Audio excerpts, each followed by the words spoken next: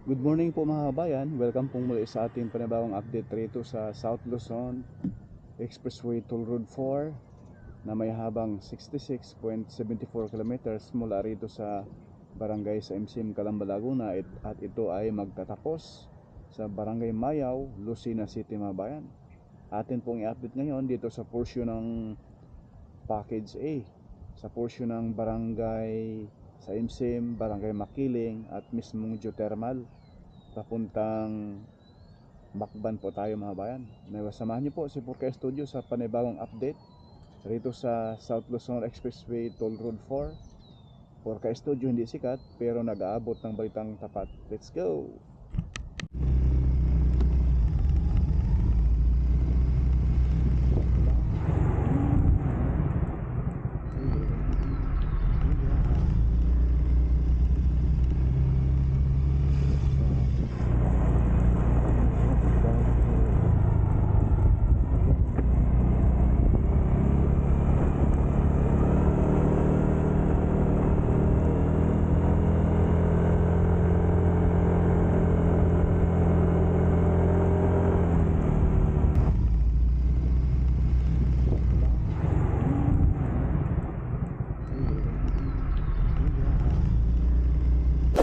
So ito na po mga kabayan yung pinaka-entrada. Ito na po yung barangay sa MCM Calamba City, Laguna mga kabayan. Ito po yung sa harapan natin.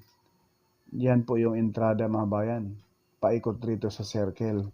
Papasok dito sa SLEX TR4 extension. Kasi yung ilalim niyan, yan na po yung SLEX TR3. So once na ito ay mag-partial operation na po, di umano, sana ngayong Pasko, no? Kung mayroon man.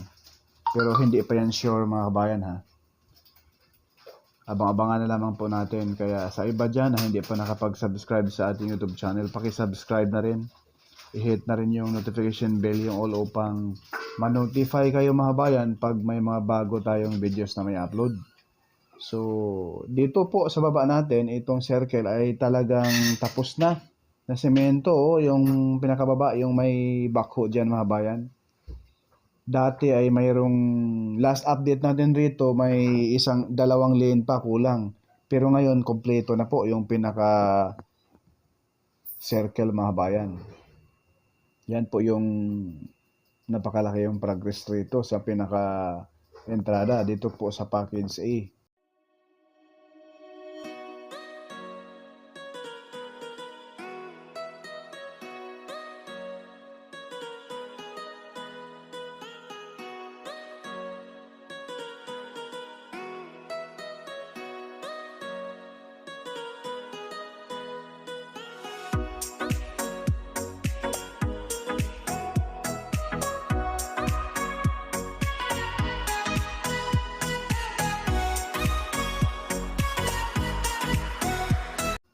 So ayan mga bayan, hindi pa siya kumpleto rito sa pinaka-entrada Ayan po, may dalawang lane pa yan mga bayan. Ayan, zoom natin. Ayan po. So sa bandang kaliwa na side mga bayan, kapag galing ka ng Maynila, papasok ka ng SLEX TR4, yan po yung pasukan nyo sa bandang kaliwa. So ito namang sa gawing kanan, may putol pa, hindi pa naidugtong sa SLEX TR3. Yan po yung kung galing ka ng Lucena, pa-exit ka ng Santo Tomas, papunta ka ng Batangas City, no? Pier. So ayan po sa building na sa unahan, yan po yung mga napakaraming heavy equipment sa ngayon. Yan po yung nilapara nila. Kasi dyan po papasok yung mga sasakyan papuntang Lucena, Bicol, Visayas, Mindanao. Kaya naglagay sila ng mga sheet pile dyan mga bayan dahil mayroong creek doon. So ito na po, dito na kayo papasok, no? Masisilayan naman natin ay napakaganda naman tingnan mga bayan. Itong view rito sa South Luzon Expressway Toll Road 4. Dito po sa Package A, sa may barangay sa MCM Calamba City, Laguna. Ayan po yung Mount Makiling mga kabayan. Napakaganda naman tingnan.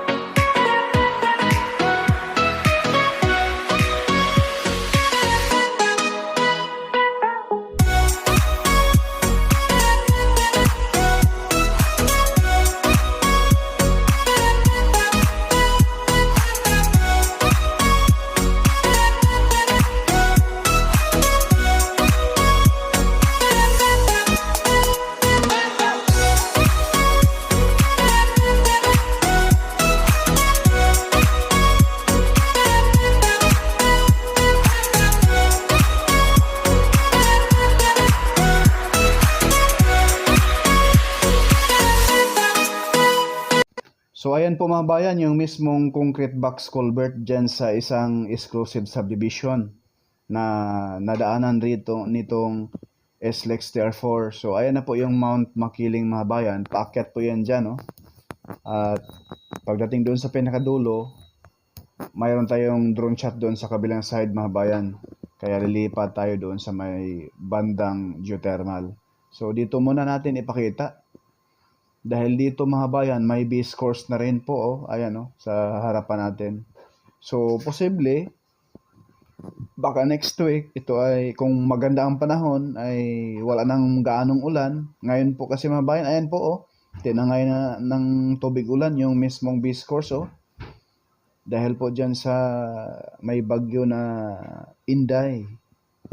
Ayan, oh, yung base course dati dyan mga bayan, sobrang kinis. Pero ngayon, ayan, oh, tinangay. Ayan, oh, klarong-klaro yung bakas ng tubig mga bayan. So yun po ang problema dyan. Isa din po yan sa nakaka-delay sa trabaho, sa lalo na sa ganitong construction mga bayan. Kaya ayan po talaga yung kalamidad ang hindi natin pwedeng mapigilan. At kaya po pag maganda ang panahon, kahit linggo, talagang bakbakan pa rin sila sa trabaho. Sinasamantala nila yung magandang panahon. So sa ngayon ay medyo lumiwanag na konti. Araw linggo po ngayon mga bayan, July 12, 2026 mga bayan, ang ating update, no? Talagang sana ay hindi na uulan. Ayan na po yung alignment. Hanggang doon na yan sa dulo mga bayan, sa pinakatuktok nitong bundok. Ito ay isang subdivision. Ayan po yung mga kabahayan dyan sa bandang kanan. Ay napaganda ng view rito mga bayan, nasa taas. At yan na po yung Mount Makiling mismo. Kitang-kita natin, oh. Wow. Ayan po, malalim na po ang pinakatuktok. Bawas na po yung pinakabundok dyan mga bayan. Kaya maya-maya konti, lilipat tayo roon sa bandang yung bundok na yan. Dyan po tayo magpapalipad ng drone maya-maya konti. Subukan natin kung ano na po yung progress doon, o kung kahit ngayon linggo ay kung mayroon ba nagtrabaho, dahil kagabi ay malakas mula Friday, Sabado, ang lakas ng ulan. So tingnan natin kung may mga heavy equipment ba dyan. Baka kung may heavy equipment, baka mabulaho. Delikado sa lumambot yung lupa. So ito na po tayo mga bayan. Narito po tayo sa kabila. Kaganina ang camera natin papunta rin eh. So ayan po yung doon sa dulo. So ayan, masisilayan natin ngayon mga bayan. Walang kahit isang heavy equipment na nagtrabaho. Kahit araw linggo ngayon mga bayan. Dahil po siguro para sa safety na rin po sa heavy equipment at sa manpower. Dahil ilang araw po panay ulan dahil po sa bagyong hindi man direktang tumama sa ating bansa, salamat sa Diyos naman. Singaw, maulan, habagat mga bayan, kaya mula Biyernes, Huwebes pa ay maulan na. Ayan po, oh, kitang-kita pa natin yung bakas ng tubig dyan mga bayan. Dati last Sunday ay tuloy-tuloy yung dyan, trabaho. Pero ngayon wala dahil po sa masama ang panahon mga kabayan. Yan po ang problema pag may mga kalamidad talaga. Isa rin po yan sa magpapabagal sa progress sa mga construction, lalo na po nitong expressway.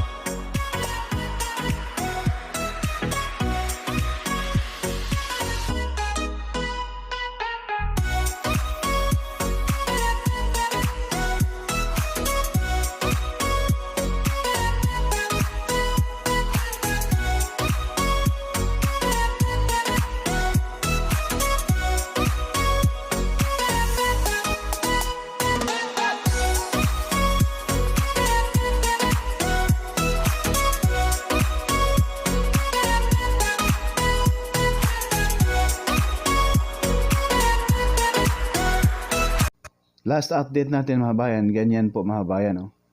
Talagang napakaraming heavy equipment.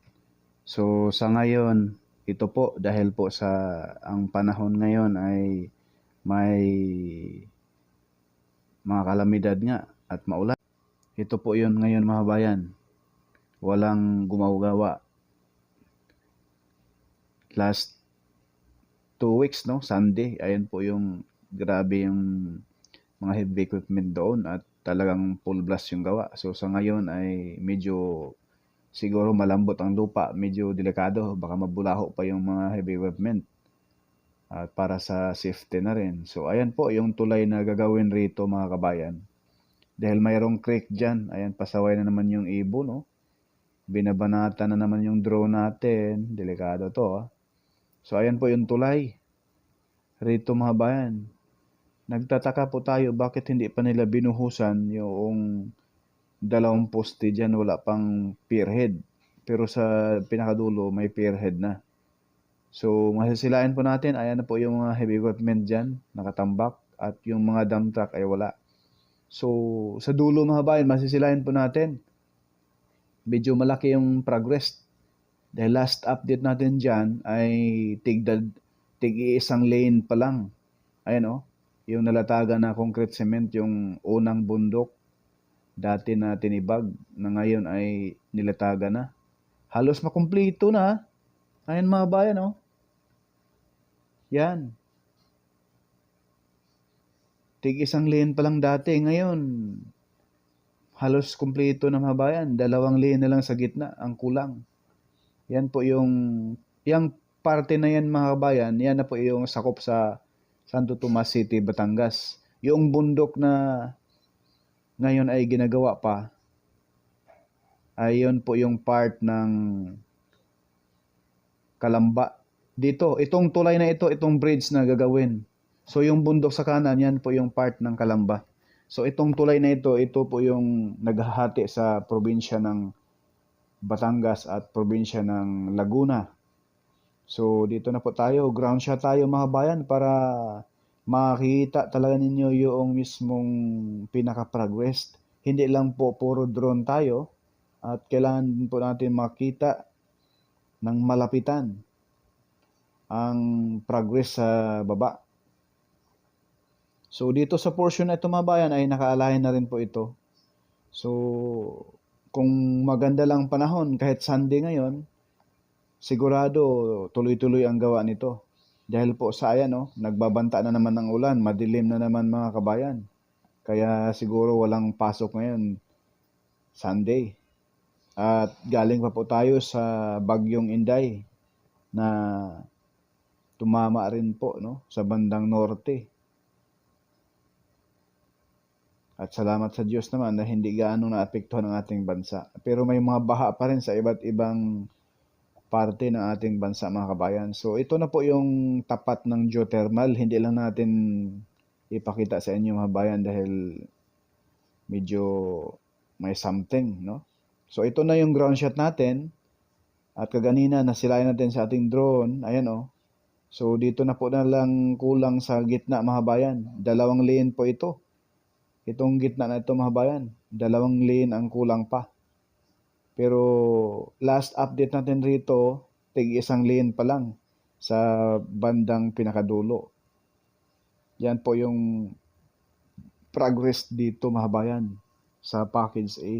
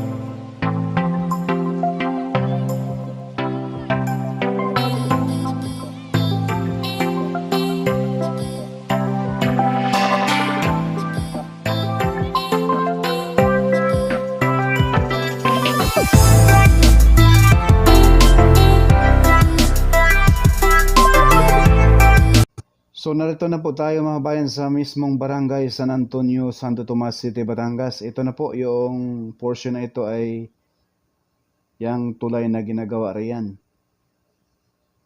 So posible di umano na dito itatayo yung interchange ng package A, yung toll gate. So ito po yung sinasabi natin dati ay maputik, madulas, delikado. Na gumawa sila ng tulay rito kahit walang ilog. Ayan mga bayan, no? Napakalapad at halos ano na rin po, malapit na po yung latagan mga bayan. Ayan.